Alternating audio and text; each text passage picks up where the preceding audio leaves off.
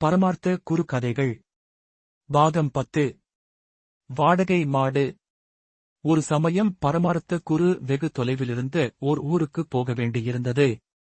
குருநாதரை நீண்ட தூரம் நடக்க வைக்க சிஷ்யர்களுக்கு கஷ்டமாக இருந்தது. தள்ளாத வயதில் அவருக்கு அதிக தூரம் நடந்து செல்ல முடியுமா?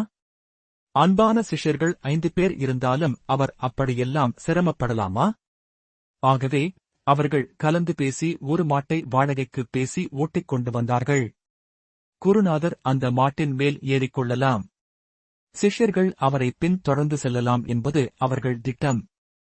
அந்த மாட்டின் சொந்தக்காரனுக்குதான் ஒன்றுக்கு 3 பணம் வீதம் வாடகை கொடுப்பதாக ஏற்பாடு. அன்று பொழுது விடிந்து ஒரு ஜாமம் கடந்து அவர்கள் மடத்தை விட்டு பயணமானார்கள். அது கோடைக்காலம்.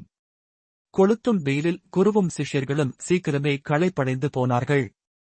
அதிலும் அவர்கள் போய்க் கொண்டிருந்த வழியோ வெட்டவெளியான பாலை நிலம். அங்கே மரமோ செடி கொடியோ இல்லை. ஆகவே ஊசி முனையளவு கூட நிழல் எங்குமே இலலை. எல்லாரும் வெயிலில் பிடுங்கிப் போட்ட கொடியைப் போல, இளங்கீரை தண்டைப் போல வாடி வதங்கி சோர்ந்து சுருண்டு போனார்கள். எல்லாரையும் விட குருவே சீக்கிரமாகவும் அகோரமாகவும் வெயிலில் பாதிக்கப்பட்டார். அவர் பட்ட துயரைக் கண்டு சிஷ்யர்கள் 5 மிகவும் வேதனைப்பட்டார்கள். அவரை மாட்டின் மீதிருந்து கீழே இறக்கி களைப்பாரச் செய்ய வழி ஏதும் புரியாமல் வருந்தினார்கள். எங்கேயும் நிழலே இல்லையே. ஒரு சீடன் மாட்டின் பக்கம் மாட்டின் நிழல் விழுவதை கவனித்துவிட்டான். உடனே அவன் மற்றவர்களுக்கு அந்த நிழலைக் காட்டி மகிழ்ந்தான். அவர்களுக்கும் ஒரே மகிழ்ச்சி. அந்த நிழலில் குருநாதரை இளைப்பாற வைக்கலாமே. மாட்டின் நிழல் விழுந்த பக்கமாக பக்குவமாக தரையிலே ஒரு துண்டை விரித்துப் போட்டார்கள். குருநாதரை இறக்கி அந்த துண்டின் மீது அமர்த்தினார்கள். சுற்றிலுமிருந்த அவர்கள் தங்கள் மேல் துண்டுகளினால் அவருக்கு காற்றை வீசினார்கள். குருநாதருக்கு சற்று ஆறுதலாக இருந்ததே தவிர களைப்பு முற்றும் குறைந்ததாக இல்லை. என்ன செய்வதே? இன்னும் போக வேண்டிய தூரம் நிறைய இருக்கிறதே. மெதுவாக புறப்பட்டார்கள். பரமார்த்த குருவை மாட்டின் மீது ஏற்றினார்கள். அந்த மாடும் மோசமாக களைப்படைந்திருந்தது. அது நத்தைப்போல் மெதுமெதுவாக ஊர்ந்து சென்றது. எப்படியோ எல்லாரும் இருட்டுவதற்குள் ஒரு சிற்றரை அடைந்து விட்டார்கள். அந்த மாட்டை ஓட்டிச் செல்வதற்கு மாட்டுக்காரனும் அவர்களுடனேயே சென்றிருந்தான். அவனுக்கும் அதிகச் சிரமமாயிருந்தது. எல்லாருமாக அந்த சின்ன ஊரிலே ஒரு வீட்டுக்குச் சென்றார்கள்.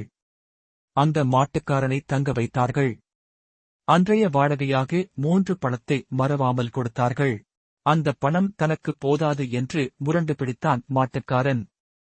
என்னையா, உன்னிடம் பேசிய தொகையைத்தானே கொடுக்கிறோம், இப்போது மேலும் கேட்கிறாயே? இது நியாயம் இல்லை என்றார்கள் சிஷ்யர்கள். என்ன பேசினோம்?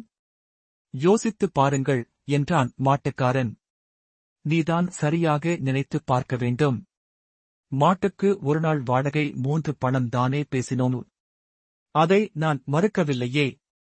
பிறகு ஏன் அதிகமாக கேட்கிறாய்? மாட்டின் மேல் குருசுவாமி ஏறி வர 3 பணம்தான். ஆனால் வரும் வழியில் வெயிலுக்கு நிழல் தந்து கொடை போல் உதவியதே என் மாடு. அதற்கு கூலி கொடுக்க வேண்டாமா என்று கூவினான் மாட்டுக்காரன். இது மிக மிக அநியாயம், அக்கிரமம் என்று அவனை விடவும் அதிகமாக கூவினார்கள் சீடர்கள். நேரம் ஆகஸ்ட். இருதரப்பாருக்கும் சண்டை அதிகமாக, கத்தல் அதிகமாகிவிட்டது.